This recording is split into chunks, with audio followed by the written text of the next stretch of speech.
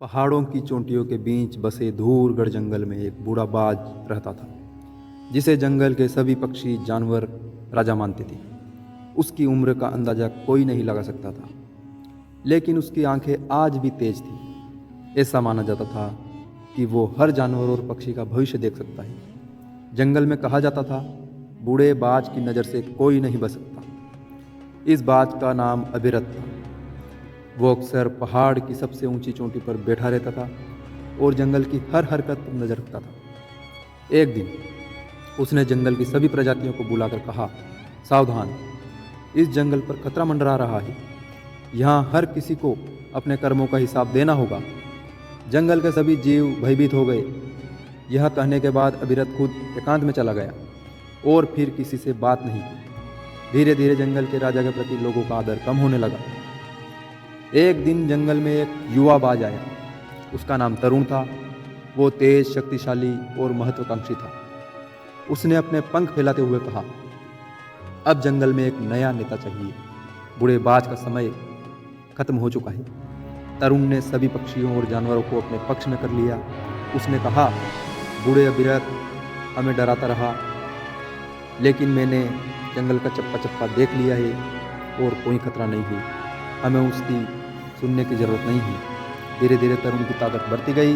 उसने अभिरथ को उसके स्थान से बेदखल करके जंगल का नया राजा बनना घोषित कर दिया। बूढ़ा बाज चुपचाप सब देखता रहा। उसने केवल इतना कहा, तू अब मेरा स्थान ले सकता है, लेकिन याद रख, जंगल की सच्चाई तेरे सोच से परे है। कुछ महीनों तक सब सामान्य चलता रहा। तरुण ने जंगल को बेहतर बनाने के कई प्रयास किए, लेकिन धीरे धीरे जंगल में अजीब घटनाएं होने लगी। एक रात सभी खरगोश अचानक गायब हो गए। एक झरने का पानी जहरीला हो गया। जंगल की सबसे पुरानी पेड़ पर बिजली गिरने से पेड़ जल गए। तरुण बहुत परेशान हुआ। उसने अभिरथ से जाकर सवाल किया, ये सब क्यों हो रहा है? तूने कहा था कि जंगल पे खतरा है, लेकिन इसका क्या मतलब है? अभिरथ केवल मुस्कुराया और कहा, जंगल का हर हिस्सा हमारी जिम्मेदारी है। जब हम खुद को इससे बड़ा समझने लगते हैं तो ये अपने तरीके से जवाब देता है। तरुण ने इसे भी नज़रअंदाज कर दिया। तरुण ने जंगल की गहराई में जाकर इन अजीब घटनाओं का कारण खोजने का फैसला किया। उसने अपने कुछ विश्वसनीय पक्षियों और जानवरों के साथ यात्रा शुरू की।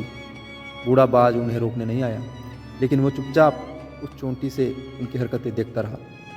यात्रा के दौरान तरुण और उसके साथियों ने देखा कि जंगल के एक कोने में बहुत सारा अंधेरा है। वहाँ की हवा भी भारी है, हर ओर सन्नाटा। वहाँ कोई जीव नहीं था, लेकिन जली हुई लताओं और सूखे पेड़ों के बीच में उसे एक अंधेरी गुफा नजर आई। गुफा के अंदर एक प्राचीन शिला थी, जिस पर कुछ लिखावटें उभर रही थी। तरुण ने पढ़ा, यह जंगल उसके कर्मों को सुरक्षित रखता है, जो इसे धोखा देते हैं। यदि इसे बचाना चाहते हैं तो सच्चाई और त्याग का मार्ग अपनाएं, अन्यथा जंगल का अंत निकट है। तरुण को यह पढ़कर घबराहट हुई। अचानक गुफा से हवा चलने लगी, शिला टूटने लगी और भयंकर आवाज़ सुनाई दी, जैसे जंगल का अतीत जाग उठा हो।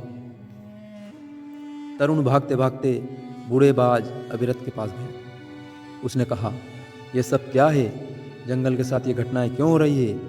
अभिरथ ने शांत स्वर में जवाब दिया, ये जंगल कर्मों का हिसाब मांगता है। तूने मुझे हटाया, मेरे अनुभवों नज़रअंदाज किया और इस जंगल को अपने नाम का जंगल बनाने की कोशिश की। यह प्रकृति के साथ अन्याय था। अब इसका परिणाम सामने आ रहा है। तरुण समझ गया कि अभिरथ जो कुछ कह रहा था वो सही था। वो अपनी गलती मानकर अभिरथ से जंगल को बचाने की विनती करता है। अभिरथ, बूढ़ा बाज और तरुण गुफा के पास पहुँचे। बूढ़ा बाज गुफा के अंदर गया, वहाँ के सभी रहस्यों को पढ़ा। उसने तरुण को बताया कि यह जंगल तब तक शांत रहेगा जब तक उसका राजा प्रकृति के प्रति वफादार रहेगा। बूढ़े बाज ने कहा, जंगल तेरा अगला राजा बन चुका है। मैं बस एक साधक था जो तुझे यह सिखा सके। अब यह जंगल तुझ पर है तरुण। अचानक अभिरथ ने अपनी आंखें बंद कर ली। उसकी सांसें रुक गई। उसकी मौत के साथ जंगल शांत हो गया। और सारी अजीब घटनाएं रुक गई।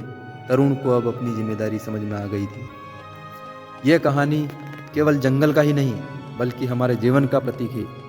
जब तक हम प्रकृति, अपने रिश्तों और अपने कर्तव्यों के प्रति ईमानदारी नहीं रखते, तब तक संकट हमारा पीछा नहीं छोड़ता। ये बूढ़ा बाज हमें सिखाता है कि ज्ञान और अनुभव का सम्मान करना सबसे बड़ा कर्म है। तो दोस्तों, अगर हमारी कहानी थोड़ी सी भी अच्छी लगी हो तो कृपया एक लाइक और सब्सक्राइब ज़रूर करें। नमस्कार।